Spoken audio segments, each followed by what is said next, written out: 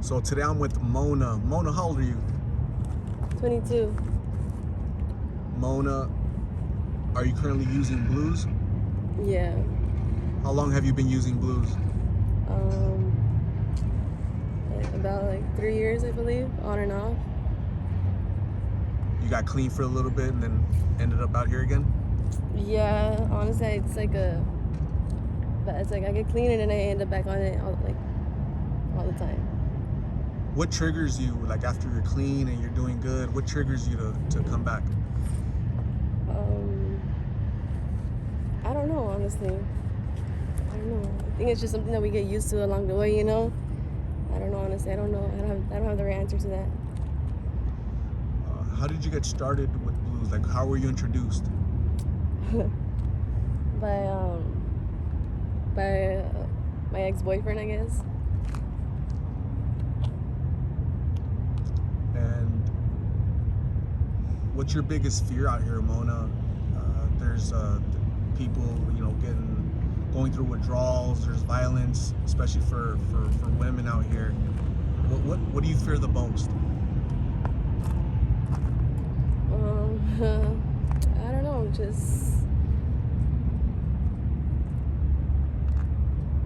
I'm not sure, honestly. I just live day by day out here. Just think of the best. I don't think of the worst, honestly. When I approached you, I made you aware. You were already aware of my channel, but I let you know that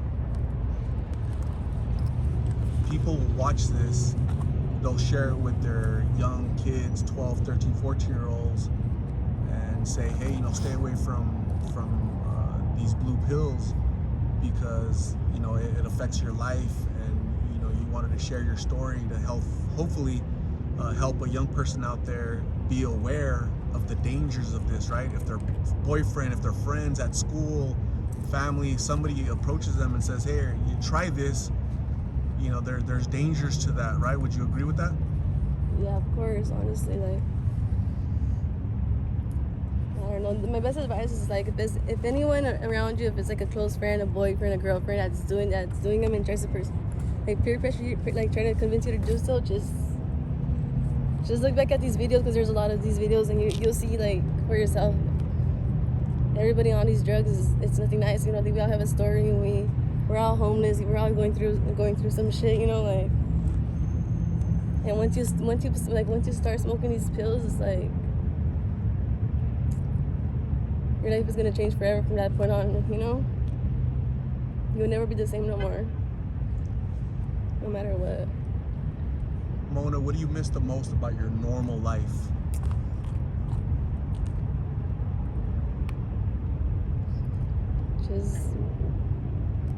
Just the real me, I guess.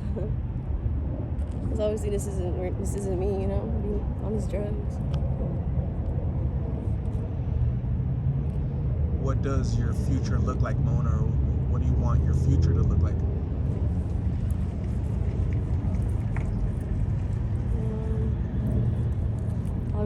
Obviously sober and doing something productive and being home like I'm supposed to. Not being here for sure. I don't know. Speaking of home, how does your family feel about what you're going through, your current lifestyle? Are they supportive? What do they tell you? Nothing much, honestly. They don't really say much.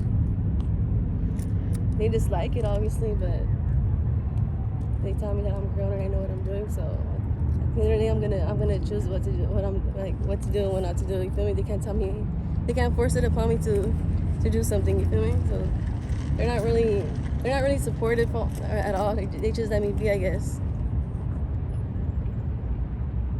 Does that bother you? Would you want them to be more involved in your life? I mean, I don't know. I don't know, because I'm used to the way it is, honestly, so I don't know. And Mona, after some folks that I've talked to, they've mentioned that there's there's pain internally that they're trying to numb, whether that's physical pain that they endured as kids, whether that's emotional pain from family. Is there like a pain you're trying to numb with these pills? Probably, but I don't really use it as an excuse to be out here still on drugs, because I've been on it for a long time already. So that does play a big part in it, honestly, but it's not an excuse to continue down the same road, I don't know.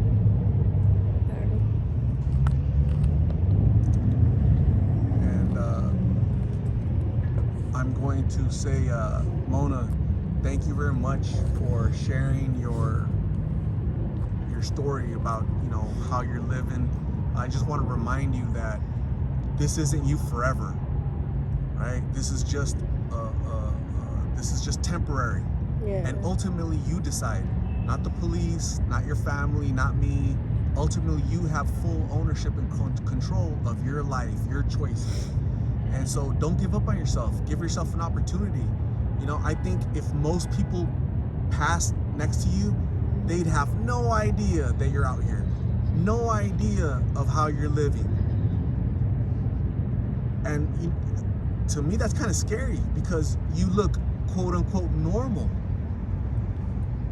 And that just goes to show you how dangerous the consumption of these pills is. Yeah. Right? Because it could affect anybody. Any color, any race, any socioeconomic background. That's really, really scary. So first off, value yourself. You matter. You're important. And so please love yourself enough to give yourself an opportunity one day.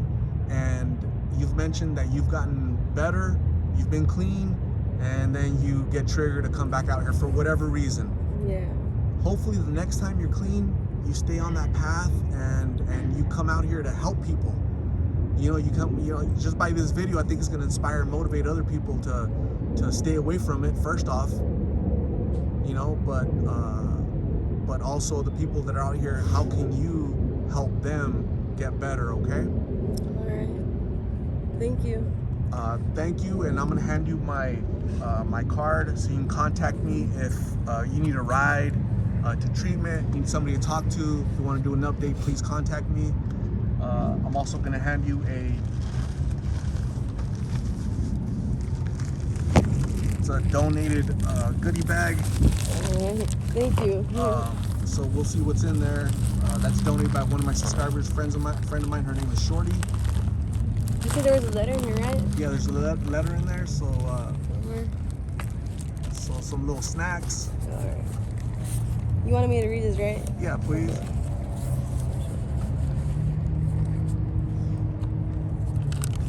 So the person who is it Shorty? Shorty. Is it just like a random subscriber or what? She's a subscriber and she likes helping people.